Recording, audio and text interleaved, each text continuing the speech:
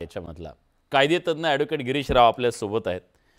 राव sir, एखाद्या समाजाला, एखाद्या जातीला जेव्हा ओबीसी मध्ये टाकायचंय, त्याची वर्गवारी करून टाकायचंय, तर त्याच्याबद्दलची प्रक्रिया नेमकी काय आहे?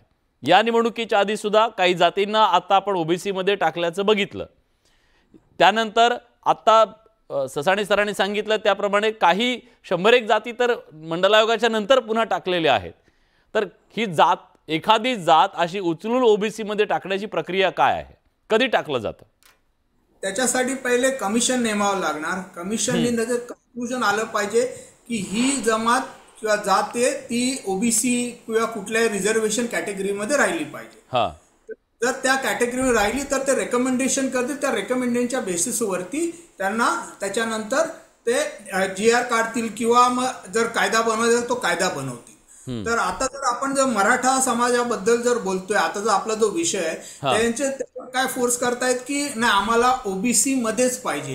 तर पहिली गोष्ट आपल्याला हे समजलं पाहिजे, जे रिझर्वेशन आरक्षण आपण बोलतो त्याचा उद्देश काय आहे. उद्देश आहे की आता कॉन्स्टिट्यूशन मध्ये वापरलेला शब्द ऍडव्हान्समेंट म्हणजे अपलिफ्टमेंट.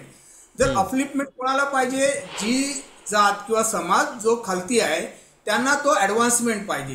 त्याच्यासाठी आपण एकदा हा पहिला प्रयत्न केलेला 2018 साली जेव्हा आंदोलन झालेलं तेव्हा आपल्याला 2018 साली पहिला कायदा आलेला. तो कायद्यामध्ये 16% रिझर्वेशन होतं आणि ते रिझर्वेशन बॉम्बे हायकोर्टाने ग्राह्य धरलेलं. फक्त त्यांनी तो पर्सेंटेज होते तर 12 आणि 13 केलेले, पण सुप्रीम कोर्टाने ते रद्द केलेला. म्हणजे ह्याचा अर्थ असं, कारण जेव्हा तुम्ही 50%ची बाउंड्री जेव्हा क्रॉस करतात तेव्हा कॉन्स्टिट्युशनली त्याची जी स्क्रुटिनी होते ती खूप स्ट्रिंजंट होते. त्याच्यामुळे मग मुद्दा हा आहे की आता ज्या सगळ्या जातींना ओबीसी मध्ये टाकलं गेलं तो सगळा ते फॉलो केलं गेलं का? तुम्ही जी प्रोसेस सगळी सांगितली आता, एखाद्या जातीला ओबीसी मध्ये टाकण्याच्या बद्दलची जी प्रक्रिया आहे ती सगळी प्रक्रिया पार पाडली गेली का? तुम्ही